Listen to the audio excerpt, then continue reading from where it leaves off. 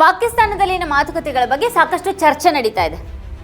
ಅದು ನಿಸ್ಸಂದೇಹವಾಗಿ 21ನೇ ಶತಮಾನದ ಪ್ರಮುಖ ರಾಜಕೀಯ ಮತ್ತು ರಾಜತಾಂತ್ರಿಕ ಘಟನೆ ಅಂತ ವಿಶ್ಲೇಷಕರು ಹೇಳ್ತಾ ಇದ್ದಾರೆ. ಈಗ ಪಾಕಿಸ್ತಾನದಲ್ಲಿನ ಮಾತುಕತೆಗಳ ಬಗ್ಗೆ ಭಾರತದಲ್ಲಿಯೂ ಕೂಡ ಚರ್ಚೆ ನಡೀತಾ ಇದೆ. ಭಾರತದ ವಿದೇಶಾಂಗ ನೀತಿಯ ಬಗ್ಗೆ ಪ್ರಶ್ನೆಗಳನ್ನು ಎತ್ತಲಾಗ್ತಾ ಇದೆ. ಈಗ ಪಾಕಿಸ್ತಾನ ಇಷ್ಟು ದೊಡ್ಡ ವೇದಿಕೆಯನ್ನು ಹೇಗೆ ಪಡೆದುಕೊಳ್ತು ಅನ್ನುವಂಥ ಒಂದು ಪ್ರಶ್ನೆ ಎದ್ದಿರುವಾಗ ಭಾರತದ ಜಾಗತಿಕ ನಾಯಕರು ಎಲ್ಲಿದ್ದಾರೆ? ಗಾಜಾ ಶಾಂತಿ ಮಂಡಳಿಯ ಮೊದಲ ಸಭೆಯಲ್ಲಿ ಶಹಬಾಜ್ ಶರೀಫ್ ಅವರನ್ನ ಎಲ್ಲರ ಮುಂದೆ ಎದ್ದು ನಿಲ್ಲುವಂತೆ ಕೇಳಿದಂಥ ಅದೇ ಟ್ರಂಪ್ ಈಗ ತಮ್ಮ ರಾಜಕೀಯ ವೃತ್ತಿ ಜೀವನವನ್ನು ಉಳಿಸ್ಕೊಳ್ಳೋದಕ್ಕೆ ಅವರನ್ನೇ ಅವಲಂಬಿಸಬೇಕಾಯ್ತಾ? ಈ ಮಾತುಕತೆ ಒಂದು ಪ್ರಮುಖ ಜಾಗತಿಕ ಘಟನೆಯಾಗಿದೆ. ಪಾಕಿಸ್ತಾನ ಜಾಗತಿಕ ವೇದಿಕೆಯನ್ನು ಪಡೆದಿದೆ ಇವತ್ತು.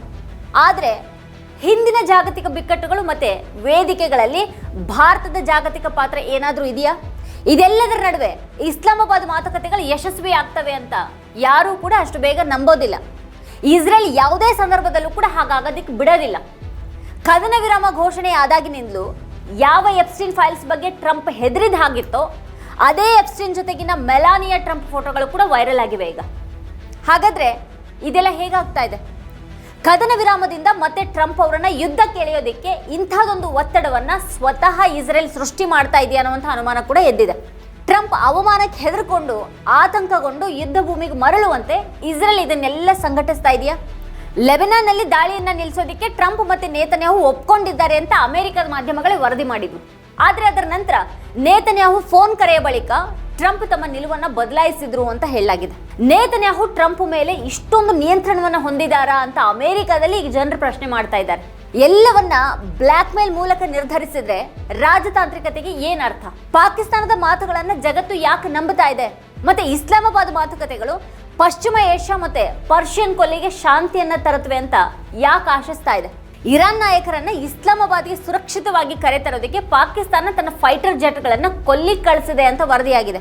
ಯಾವುದೇ ಸಂಭಾವ್ಯ ದಾಳಿಯನ್ನು ತಡೆಗಟ್ಟೋದಕ್ಕೆ ವಿಶೇಷ ರಕ್ಷಣೆಗೆ ಗಮನವನ್ನು ಕೊಡಲಾಗಿದೆ. ಯಾಕಂತಂದ್ರೆ ಹಲವಾರು ಇರಾನಿ ಸಂಧಾನಕಾರರ ಹತ್ಯೆ ಆಗಿದೆ ಈಗಾಗಲೇ. ಇದ್ರ ಹೊರತಾಗಿನೂ ಉನ್ನತ ಇರಾನಿ ನಾಯಕರು ಇಸ್ಲಾಮಾಬಾದ್ಗೆ ಪ್ರಯಾಣಿಸೋದಕ್ಕೆ ಪಾಕಿಸ್ತಾನದ ಭದ್ರತೆಯನ್ನು ನಂಬ್ತಾ ಇದ್ದಾರೆ. ಇಡೀ ಚರ್ಚೆಯಿಂದ ಹೊರಗುಳಿದಿರುವಂತಹ ಇಲ್ಲಿ ಎರಡು ಪ್ರಮುಖ ದೇಶಗಳು ಅಂತ ಅಂದ್ರೆ ಒಂದು ಇಸ್ರೇಲ್ ಮತ್ತೆ ಇನ್ನೊಂದು ಭಾರತ. ಯುದ್ಧದ ಮೊದಲು ಪ್ರಧಾನಿ ಮೋದಿ ಇಸ್ರೇಲ್ಗೆ ಭೇಟಿಯನ್ನ ನೀಡಿದ್ರು. ಇಸ್ರೇಲ್ ಜೊತೆಗೆ ನಿಲ್ಲುವಂತ ಒಂದು ಭರವಸೆಯನ್ನ ನೀಡಿದ್ರು. ಇವತ್ತು ಇಸ್ರೇಲ್ ಮಾತುಕತೆ ಪ್ರಕ್ರಿಯೆಯಿಂದಾನೇ ಹೊರಗಿದೆ. ಮತ್ತೆ ಭಾರತ ಕೂಡ ಹೊರಗೆ ನಿಂತ್ಕೊಂಡು ಅದನ್ನು ನೋಡ್ತಾ ಇದೆ. ಭಾರತ ಇಸ್ರೇಲ್ ಜೊತೆಗೆ ಹೇಗೆ ನಿಂತಿದೆ ಅಂತ ಯಾರಿಗೂ ಕೂಡ ಗೊತ್ತಾಗಿಲ್ಲ. ಆದರೆ ಇಸ್ರೇಲ್ ಎಲ್ಲೂ ಕೂಡ ಭಾರತದ ಹೆಸರನ್ನ ಉಲ್ಲೇಖ ಮಾಡ್ತಾ ಇಲ್ಲ. ಅದು ಭಾರತಕ್ಕೆ ಮನವಿ ಕೂಡ ಮಾಡ್ತಾ ಇಲ್ಲ ಅಥವಾ ಅದ್ರ ಪಾತ್ರವನ್ನು ಕೂಡ ಚರ್ಚೆ ಮಾಡ್ತಾ ಇಲ್ಲ. ಹಾಗಾದ್ರೆ ಭಾರತ ಇಸ್ರೇಲ್ ಜೊತೆಗೆ ನಿಲ್ಲೋದಾಗಿ ಭರವಸೆಯನ್ನ ನೀಡಿದ್ದು ಯಾಕೆ? ಭಾರತದಲ್ಲಿನ ಇಸ್ರೇಲ್ ರಾಯಭಾರಿ ಪಾಕಿಸ್ತಾನವನ್ನು ನಂಬೋದಿಲ್ಲ ಅಂತ ಹೇಳಿದ್ದಾರೆ. ಭಾರತ ಔಪಚಾರಿಕವಾಗಿ ಈಗ ಇಸ್ರೇಲ್ನೊಂದಿಗೆ ನಿಂತ್ಕೊಂಡಿದೆ. ಪಾಕಿಸ್ತಾನ ಭಾರತ ಮತ್ತೆ ಇಸ್ರೇಲ್ ಅನ್ನ ಬಹಳ ಮುಖ್ಯವಾದ ಬೆಳವಣಿಗೆಯಿಂದ ತಾತ್ಕಾಲಿಕವಾಗಿ ಬದಿಗಿಟ್ಟಿದೆ. ಇಸ್ಲಾಮಾಬಾದ್ ಮಾತುಕತೆಗೆ ಇಸ್ರೇಲ್ ಅನ್ನು ಆಹ್ವಾನಿಸಲಾಗಿಲ್ಲ. ಅಲ್ಲದೇನೆ ಇಸ್ರೇಲ್ ಇಲ್ಲದೆ ಇರಾನ್ನೊಂದಿಗೆ ಮಾತುಕತೆಯನ್ನು ನಡೆಸೋದಕ್ಕೆ ಅಮೆರಿಕ ಒಪ್ಕೊಳ್ಬೇಕಾಗಿದೆ.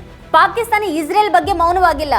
ಮಾತುಕತೆ ಮಧ್ಯಾಹ್ನ ಪಾಕಿಸ್ತಾನದ ರಕ್ಷಣಾ ಸಚಿವ ಖ್ವಾಜಾ ಆಸಿಫ್ ಅವರು ಇಸ್ರೇಲ್ ಮಾನವೀಯತೆಗೆ ಶಾಪ ಅಂತ ಒಂದು ಟ್ವೀಟ್ ಅನ್ನ ಮಾಡಿದ್ದಾರೆ. ಅದನ್ನ ಕ್ಯಾನ್ಸರ್ ಅಂತ ಕರೆದಿದ್ದಾರೆ. ಇಸ್ರೇಲ್ ವಿನಾಶಕ್ಕೆ ಅವರು ಕರೆ ಕೊಟ್ಟಿದ್ದಾರೆ. ಇದಾದ ನಂತರ ಅವರು ತಮ್ಮ ಪೋಸ್ಟ್ ಅನ್ನ ಅಳಿಸಾಕಿದ್ದಾರೆ.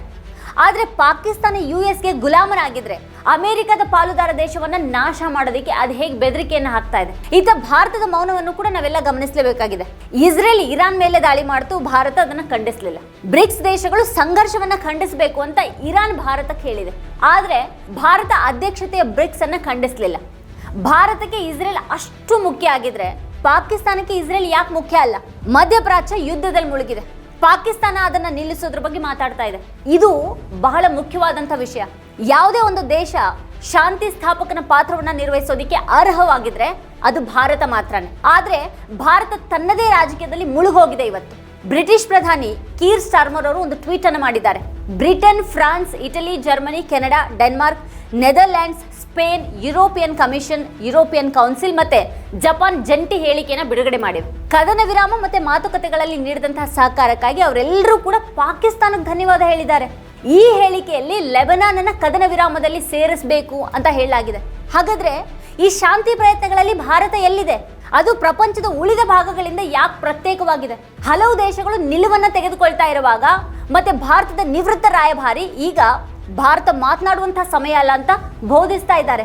ಹಾಗಾದ್ರೆ ಭಾರತ ಯಾವಾಗ ಮಾತಾಡಬೇಕು? ಸೌದಿ ಅರೇಬಿಯಾ ಕದನ ವಿರಾಮವನ್ನ ಸ್ವಾಗತಿಸಿತು ಮತ್ತೆ ಶಹಬಾಜ್ ಶರೀಫ್ ಮತ್ತೆ ಆಸಿಮ್ ಮುನೀರ್ ಅವರಿಗೆ ಧನ್ಯವಾದವನ್ನ ಹೇಳ್ತು. ವಿಶ್ವ ನಾಯಕರೊಂದಿಗೆ ಶಹಬಾಜ್ ಶರೀಫ್ ಅವರ ದೂರವಾಣಿ ಸಂಭಾಷಣೆಗಳ ಬಗ್ಗೆ ಟ್ವಿಟರ್ ನಲ್ಲಿ ಪೋಸ್ಟ್ ಮಾಡಲಾಗ್ತಾ ಇದೆ. ಭಾರತದ ವಿದೇಶಾಂಗ ಸಚಿವಾಲಯ ಶಾಂತಿ ಪ್ರಯತ್ನಗಳ ಕುರಿತು ಹೇಳಿಕೆಯನ್ನ ನೀಡುತ್ತೆ ಮತ್ತೆ ಪ್ರಧಾನಿ ಮೋದಿ ಅವರು ಮೌನವಾಗಿರ್ತಾರೆ. ಶಾಂತಿಗಾಗಿ ಮಾಡುವಂತಹ ಯಾವುದೇ ಒಂದು ಪ್ರಯತ್ನ ಭಾರತದ ಹಿತಾಸಕ್ತಿಗೂ ಕೂಡ ಕಾರಣ ಆಗುತ್ತೆ.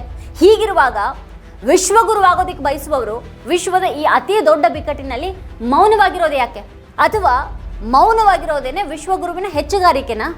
ಮೌನವಾಗಿರೋ ಮೂಲಕ ಭಾರತಕ್ಕಾಗಿ ಏನನ್ನಾದ್ರೂ ಸಾಧಿಸಲಾಗಿದೆ ಎಲ್ಲಿವರೆಗೂ? ಇರಾನ್ ಸೇರಿದ ಹಾಗೆ 8 ದೇಶಗಳು ಯುದ್ಧದಲ್ಲಿ ಸಿಕ್ಕಾಕೊಂಡಿವೆ. ಇದು ಇಡೀ ಪ್ರಪಂಚದ ಮೇಲೆ ಇವತ್ತು ಪರಿಣಾಮ ಬೀರ್ತಾ ಇದೆ. ಹೀಗಿರುವಾಗ ಬುದ್ಧನ ಬಗ್ಗೆ ಭಾಷಣ ಬಿಗಿಯವರು ಯಾಕೆ ಮಾತಾಡ್ತಾ ಇಲ್ಲ? ಪಾಕಿಸ್ತಾನವನ್ನ ಭಯೋತ್ಪಾದಕತೆಯ ಪ್ರಾಯೋಜಕ ಅಂತ ಒಂದು ಹಣೆಪಟ್ಟಿಯನ್ನ ಕಟ್ಟಲಾಗಿತ್ತು.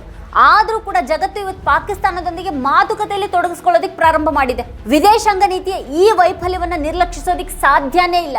ಇವತ್ತು ಭಾರತ ಭಯೋತ್ಪಾದನೆಯನ್ನ ಪ್ರಶ್ನೆ ಮಾಡೋದಿಕ್ಕೂ ಕೂಡ ಸಾಧ್ಯ ಇಲ್ಲ. ಇವತ್ತು ಪ್ರಪಂಚದಾದ್ಯಂತದ ಜಾಗತಿಕ ನಾಯಕರು ಪಾಕಿಸ್ತಾನದ ಸೇನಾ ಮುಖ್ಯಸ್ಥ ಮುನೀರ್ಗೆ ಧನ್ಯವಾದವನ್ನ ಹೇಳ್ತಾ ಇದ್ದಾರೆ. ಪ್ರಮುಖ ಪತ್ರಿಕೆಗಳಲ್ಲಿ ಮುನೀರ್ ಅವರ ಪ್ರೊಫೈಲ್ಗಳು ಕಾಣಿಸ್ಕೊಳ್ತಾ ಇವೆ. ಪಾಕಿಸ್ತಾನ ರಾಜತಾಂತ್ರಿಕ ನಕ್ಷೆಯಲ್ಲಿ ತನ್ನನ್ನು ತಾನು ಮತ್ತೆ ದೃಢಪಡಿಸಿಕೊಂಡಿದೆ. ಇಮ್ರಾನ್ ಖಾನ್ ವಿರುದ್ಧ ಮುನೀರ್ ಅವರ ಗೆಲುವು ಕೂಡ ಈ ಯಶಸ್ಸಿಗೆ ಒಂದು ಅಂಶ ಆಗಿದೆ ಅಂತ ಹೇಳಲಾಗ್ತಾ ಇದೆ. 2 ವರ್ಷಗಳ ಹಿಂದಿನವರೆಗೂ ಪಾಕಿಸ್ತಾನ ಮತ್ತೆ ಅಮೆರಿಕ ದೂರ ಸರಿದಿದ್ದು, ಆದ್ರೆ ಇಮ್ರಾನ್ ಅವರನ್ನ ಪಕ್ಷಕ್ಕೆ ಸೇರಿಸುವ ಮೂಲಕ ಮುನೀರ್ ಆಟ ಗೆದ್ದಿದ್ದಾರೆ. ಅಫ್ಘಾನಿಸ್ತಾನವನ್ನ ತೊರೆದ ನಂತರ ಪಾಕಿಸ್ತಾನದ ಕಡೆಗೆ ನೋಡೋದಕ್ಕೆ ಹಿಂಜರಿತಾ ಇದ್ದಂತಹ ಅಮೆರಿಕ ಜೊತೆಗಿನ ಸಂಬಂಧವನ್ನ ಅವರು ಸುಧಾರಿಸಿದ್ದಾರೆ. ಜಾಗತಿಕ ಶಕ್ತಿಗಳಿಗೆ ಪಾಕಿಸ್ತಾನ ಈಗ ಇದ್ದಕ್ಕಿದ್ದ ಹಾಗೆ ನಿರ್ಣಾಯಕವಾಗಿದೆ. ಈ ಪ್ರದೇಶದಲ್ಲಿ ಬಿಕ್ಕಟ್ಟನ್ನು ನಿರ್ವಹಿಸುವಲ್ಲಿ ಅದು ಭಾರತವನ್ನು ಕೂಡ ಮೀರಿಸಿದೆ ಅಂತ ಈಗ ವಿಶ್ಲೇಷಿಸಲಾಗ್ತಾ ಇದೆ. ವಿದೇಶಾಂಗ ಸಚಿವ ಎಸ್ ಜೈಶಂಕರ್ ಪಾಕಿಸ್ತಾನವನ್ನ ದಲ್ಲಾಳಿ ಅಂತ ಕರೆದಾಗ ಅದು ಭಾರತವನ್ನ ಕಡೆಗಣಿಸ್ತು ಅಂತ ಹೇಳಲಾಗಿದೆ. ಆಸಿಮ್ ಮುನೀರ್ ಇವತ್ತು ರಾಜತಾಂತ್ರಿಕತೆಯ ಮುಂಚೂಣಿಯಲ್ಲಿದ್ದಾರೆ. ಪಾಕಿಸ್ತಾನ ಕದನ ವಿರಾಮದಲ್ಲಿ ಇವತ್ತು ಪ್ರಮುಖ ಪಾತ್ರವನ್ನ ವಹಿಸ್ತಾ ಇದೆ. ಆದ್ರೆ ಭಾರತವನ್ನ ಹೊರಗಿಡಲಾಗಿದೆ. ಪಾಕಿಸ್ತಾನ ಏಕಕಾಲದಲ್ಲೇ ಚೀನಾ ಮತ್ತೆ ಅಮೆರಿಕವನ್ನ ಅದು ಹೇಗೆ ಸಮಾಧಾನ ಪಡಿಸ್ತು? ಇದು ಇರಾನ್ಗೆ ಹೇಗೆ ಮನವರಿಕೆಯನ್ನು ಮಾಡಿಕೊಡ್ತು? ಮತ್ತೆ ಯಾವತ್ತೂ ಕೂಡ ಯಾರೊಂದಿಗೂ ಮಾತುಕತೆ ಇಲ್ಲ ಅಂತ ಹೇಳಿದಂಥ ಇರಾನ್ ಅನ್ನ ಪಾಕಿಸ್ತಾನ ಮಾತುಕತೆಗೆ ಆಹ್ವಾನಿಸ್ತು ಅನ್ನೋದು ಇದು ಪ್ರಮುಖ ಘಟನೆ. ಮಾತುಕತೆಗಳು ಯಶಸ್ವಿಯಾಗೋದು ಇನ್ನೂ ಬಹಳ ದೂರ ಇದೆ. ಅವು ವಿಫಲ ಕೂಡ ಆಗಬಹುದು. ಆದರೆ ಮಾತುಕತೆಗೆ ಒಂದು ವೇದಿಕೆಯನ್ನು ಕಲ್ಪಿಸುವಲ್ಲಿ ಪಾಕಿಸ್ತಾನದ ಪಾತ್ರ ಬಹಳ ಸ್ಪಷ್ಟವಾಗಿ ಗೋಚರಿಸುತ್ತೆ. ಪಾಕಿಸ್ತಾನ ಅಂಥ ಪ್ರಮುಖ ರಾಜತಾಂತ್ರಿಕ ಯಶಸ್ಸನ್ನು ಅದು ಹೇಗೆ ಸಾಧಿಸ್ತು ಅನ್ನೋದೇ ಒಂದು ಕುತೂಹಲಕಾರಿ ವಿಷಯ. ಯಾವುದೇ ಪ್ರಸ್ತಾಪಗಳಿಗೆ ಇರಾನ್ ಕಿವಿಗೊಡುತ್ತೆ ಅಂತ ಮುನೀರ್ ಟ್ರಂಪ್ ಅನ್ನ ಮನವೊಲಿಸಿದ್ರು. ಮುನೀರ್ ಇರಾನ್ ವಿದೇಶಾಂಗ ಸಚಿವ ಅರಾಕ್ಚಿ ಅವರೊಂದಿಗೆ ಮಾತಾಡಿದ್ರು. ಮಾತುಕತೆಗೆ ಇರಾನಿನ IRGC ವಿರೋಧವನ್ನು ವ್ಯಕ್ತಪಡಿಸಿತು. ಮುನೀರ್ ಮತ್ತೆ ಪಾಕಿಸ್ತಾನಿ ಅಧಿಕಾರಿಗಳು ಇರಾನ್ ಮತ್ತೆ US ನಡುವೆ ಸಂದೇಶಗಳನ್ನು ರವಾನಿಸಿದ್ರು. ಇರಾನ್ ಅಧ್ಯಕ್ಷ ಪಜಶ್ಕಿಯಾನ್ ಇರಾನ್ ಪ್ರತಿನಿಧಿಗಳನ್ನ ಇಸ್ಲಾಮಾಬಾದ್ ಕಳಿಸೋದಕ್ಕೆ ಒಪ್ಕೊಂಡ್ರು. ಯುದ್ಧ ಪ್ರಾರಂಭ ಆದಾಗ ಪಾಕಿಸ್ತಾನ ಸೌದಿ ಅರೇಬಿಯಾದ ಪರವಾಗಿ ಇರಾನ್ ಮೇಲೆ ದಾಳಿ ಮಾಡುತ್ತೆ ಅಂತ ಪಾಶ್ಚಿಮಾತ್ಯ ಮಾಧ್ಯಮಗಳು ವರದಿಯನ್ನ ಮಾಡಿದ್ವು. ಆದ್ರೆ ಈಗ ಟ್ರಂಪ್ ಜೊತೆ ಮಾತುಕತೆಯನ್ನ ನಡೆಸೋದಿಕ್ಕೆ ಇರಾನ್ ಅನ್ನ ಪಾಕಿಸ್ತಾನ ಇಸ್ಲಾಮಾಬಾದ್ ಕರೆಸ್ತಾ ಇದೆ. ಶರೀಫ್ ಮತ್ತೆ ಮುನೀರ್ ಇಬ್ರು ಪಾಕಿಸ್ತಾನ ಸರ್ಕಾರದ ಇಮೇಜ್ ಅನ್ನ ನಿರ್ಮಿಸ್ತಾ ಇದ್ದಾರೆ. ಪಾಕಿಸ್ತಾನ ಈಗ ರಾಜತಾಂತ್ರಿಕತೆಯ ಮುಂಚೂಣಿಗೆ ಬಂದಿದೆ. ಚೀನಾದೊಂದಿಗೆ ಸೇರಿ ಅದು ಇರಾನ್ ಅನ್ನ ಕದನ ವಿರಾಮಕ್ಕೆ ಮನವೊಲಿಸಿದೆ. ಪಾಕಿಸ್ತಾನದ ಆರ್ಥಿಕತೆ ಭಾರತಕ್ಕಿಂತಲೂ 10 ಪಟ್ಟು ಚಿಕ್ಕದು. ಆದರೂ ಕೂಡ ವಿಶ್ವದ ಅತಿ ದೊಡ್ಡ ಆರ್ಥಿಕತೆಗಳ ನಡುವೆ ಸಂಧಾನ ನಿರ್ವಹಿಸೋದಕ್ಕೆ ಪಾಕಿಸ್ತಾನ ಇವತ್ತು ನಿಂತ್ಕೊಂಡಿದೆ. ಟ್ರಂಪ್ ಅವರ ಗಡುವಿಗೆ ಕೆಲವೇ ಗಂಟೆಗಳ ಮೊದಲು ಪಾಕಿಸ್ತಾನ 2 ಕಡೆಯವರನ್ನ ಕದನ ವಿರಾಮಕ್ಕೆ ಒಪ್ಕೊಳ್ಳುವಂತೆ ಮನವೊಲಿಸಿದೆ ಅನ್ನುವಂಥ ಒಂದು ಸುದ್ದಿ ಬಂತು. ಆದರೆ ಬರೀ ಒಂದು ಫೋನ್ ಕರೆಯಿಂದ ಯುದ್ಧ ನಿಲ್ಲಿಸುವವರು ಎಲ್ಲೂ ಕಾಣಿಸ್ಲಿಲ್ಲ. ಪ್ರಧಾನಿ ಮೋದಿ ಪುಟಿನ್ ಜೊತೆಗೆ ಮಾತನಾಡಿ ಉಕ್ರೇನ್ ಮೇಲಿನ ಯುದ್ಧವನ್ನ ನಿಲ್ಲಿಸಿದ್ರು ಅಂತ ಬಿಜೆಪಿ ಎಷ್ಟು ಜೋರಾಗಿ ಹೇಳ್ಕೊಂಡಿತ್ತು. ವಿಶ್ಲೇಷಕರ ಟೀಕೆ ಮಾಡೋ ಪ್ರಕಾರ ಭಾರತದ ವಿದೇಶಾಂಗ ನೀತಿಯನ್ನ ಜಾಗತಿಕವಾಗಿ ಅಲ್ಲ, ಬದಲಿಗೆ ಭಾರತದಲ್ಲಿ ಇಲ್ಲಿನ ಚಾನೆಲ್ಗಳು ಮತ್ತೆ ಪತ್ರಿಕೆಗಳನ್ನ ನಿರ್ವಹಿಸೋದಕ್ಕೆ ರೂಪಿಸಲಾಗಿದೆ. ಹಾಗಾಗಿನೇ ಈ ಅತಿ ದೊಡ್ಡ ಜಾಗತಿಕ ಬಿಕ್ಕಟ್ಟಿನ ಸಮಯದಲ್ಲಿ ಭಾರತದ ವಿದೇಶಾಂಗ ನೀತಿ ಗೋಚರ ಆಗ್ತಾ ಇಲ್ಲ. ಚೀನಾ ಇರಾನ್ನಿಂದ ಹೆಚ್ಚಿನ ತೈಲವನ್ನು ಖರೀದಿ ಮಾಡುತ್ತೆ. ಚೀನಾ ಕೂಡ ಇರಾನ್ ಮೇಲೆ ಒತ್ತಡವನ್ನು ಹೇರಿತು. ಚೀನಾ ತೆರೆಮರೆಯಲ್ಲಿರುವಂತಹ ದೇಶ. ಟ್ರಂಪ್ ಅವರನ್ನ ಟೀಕೆ ಮಾಡುವಂತಹ ವಿಷಯದಲ್ಲಿ ಅದು ಹಿಂದೆ ಸರಿಯೋದಿಲ್ಲ. ಆದರೆ ಈ ಮಾತುಕತೆಯಲ್ಲಿ ತನ್ನ ಪಾತ್ರದ ಬಗ್ಗೆ ಅದು ಉತ್ಪ್ರೇಕ್ಷಿತ ಹೇಳಿಕೆಗಳನ್ನು ನೀಡ್ತಾ ಇಲ್ಲ. ಚೀನಾದ ವಿದೇಶಾಂಗ ಸಚಿವಾಲಯದ ಉನ್ನತ ಅಧಿಕಾರಿಗಳು ಗಲ್ಫ್ ರಾಷ್ಟ್ರಗಳಿಗೆ ಕರೆ ಮಾಡೋದನ್ನ ಮುಂದುವರೆಸಿದ್ರು. ಬೀಜಿಂಗ್ನಲ್ಲಿ ಪಾಕಿಸ್ತಾನಿ ಅಧಿಕಾರಿಗಳೊಂದಿಗೆ ಸಭೆಗಳು ನಡೆದವು. ಯುದ್ಧದ ಸಮಯದಲ್ಲಿ ಇಸ್ಲಾಮಾಬಾದ್ನಲ್ಲಿ ನಡೆದಂತಹ ಸಭೆಯಲ್ಲಿ ಸೌದಿ ಅರೇಬಿಯಾ, ಟರ್ಕಿ ಮತ್ತೆ ಈಜಿಪ್ಟ್ನ ಪ್ರತಿನಿಧಿಗಳು ಭಾಗವಹಿಸಿದ್ರು. ಮತ್ತೆ ಇದರ ನಂತರ ಪಾಕಿಸ್ತಾನಿ ಪ್ರತಿನಿಧಿಗಳು ಬೀಜಿಂಗ್ ತೆರಳಿದ್ರು. ಇರಾನ್ ಅಮೆರಿಕಾದೊಂದಿಗೆ ಯಾವತ್ತಿಗೂ ಕೂಡ ಮಾತುಕತೆಯನ್ನ ನಡೆಸೋದಿಲ್ಲ ಅಂತ ಹೇಳಿದ್ರಿಂದ ಇರಾನ್ ಅನ್ನ ಮಾತುಕತೆಗೆ ಮನವೊಲಿಸುವಲ್ಲಿ ಚೀನಾದ ಪಾತ್ರವನ್ನ ಒತ್ತಿ ಹೇಳಲಾಗ್ತಾ ಇದೆ. ಚೀನಾದ ಒತ್ತಡ ಉಪಯುಕ್ತ ಆಗಬಹುದು ಅಂತ ಪಾಕಿಸ್ತಾನ ಅರ್ಥ ಮಾಡ್ಕೊಳ್ತು. ಭಾರತ ಮತ್ತು ಇರಾನ್ ನಡುವಿನ ಸಂಬಂಧ ಸಾವಿರಾರು ವರ್ಷಗಳಷ್ಟು ಹಳೆಯದು. ಆದರೆ ಇಲ್ಲಿ ಭಾರತ ಇಸ್ರೇಲ್ ಪರ ನಿಂತ್ಕೊಂಡಿದೆ. ಮುಸ್ಲಿಂ ವಿರೋಧಿ ರಾಜಕೀಯದಿಂದಾಗಿ ಪ್ರಧಾನಿ ಮೋದಿ ಚುನಾವಣೆಗಳನ್ನು ಏನು ಗೆದ್ದಿರಬಹುದು, ಆದರೆ ಇದು ಅವರ ಜಾಗತಿಕ ನಿಲುವನ್ನು ದುರ್ಬಲಗೊಳಿಸಿದೆ. ಭಾರತ ಒಂದು ಶ್ರೇಷ್ಠ ದೇಶ ಮತ್ತು ದೀರ್ಘಾವಧಿಯ ದೃಷ್ಟಿಕೋನವನ್ನು ಹೊಂದಿರುವಂತಹ ದೇಶ. ಹಾಗಿದ್ರೂ ಕೂಡ ಜಾಗತಿಕ ರಾಜತಾಂತ್ರಿಕೆಯಲ್ಲಿ ಅದು ಗೋಚರವಾಗದೇ ಉಳ್ಕೊಂಡಿದೆ ಮತ್ತು ಜಾಗತಿಕ ನಾಯಕತ್ವದ ಬಗ್ಗೆ ಬಹಳ ದೊಡ್ಡದಾಗಿ ಹೇಳ್ಕೊಳ್ಳೋದು ಮಾತ್ರನೇ ಮುಂದುವರೆದಿದೆ. ವೀಕ್ಷಕರ ಕುರಿತು ನಿಮ್ಗೆ ಏನು ಅನ್ಸುತ್ತೆ, ಏನು ಅಭಿಪ್ರಾಯ ಇದೆ ಅದನ್ನು ವಿಡಿಯೋ ಕೆಳಗಡೆ ಕಮೆಂಟ್ ಮಾಡಿ ನಮಗೆ ತಿಳಿಸಿ. ಇದೇ ಹೊತ್ತಿನ ಸ್ಪೆಷಲ್ ನೋಡ್ತಾ ಇರಿ ವಾರ್ತಾಭಾರತಿ. ನೀವಿನ್ನು ವಾರ್ತಾಭಾರತಿ ಚಾನೆಲನ್ನು ಸಬ್ಸ್ಕ್ರೈಬ್ ಮಾಡಿಲ್ಲ ಅನ್ನೋದಾದ್ರೆ ಈ ಕೂಡಲೇ ಸಬ್ಸ್ಕ್ರೈಬ್ ಮಾಡಿ, ಹಾಗೆ ಪಕ್ಕದಲ್ಲೇ ಇರುವಂತಹ ಬೆಲ್ ಐಕಾನ್ ಪ್ರೆಸ್ ಮಾಡಿ ನಮ್ಮನ್ನು ಪ್ರೋತ್ಸಾಹಿಸಿ. ನಮ್ಮ ಕಾರ್ಯಕ್ರಮಗಳನ್ನ ನೀವು ನೋಡ್ತಾ ಇದ್ರೆ ನಮ್ಮ ಚಾನೆಲ್ ಅನ್ನ ಸಬ್ಸ್ಕ್ರೈಬ್ ಮಾಡಿ, ಪಕ್ಕದ ಬೆಲ್ ಐಕಾನ್ ಒತ್ತಿ ನಮ್ಮನ್ನ ಬೆಂಬಲಿಸಿ.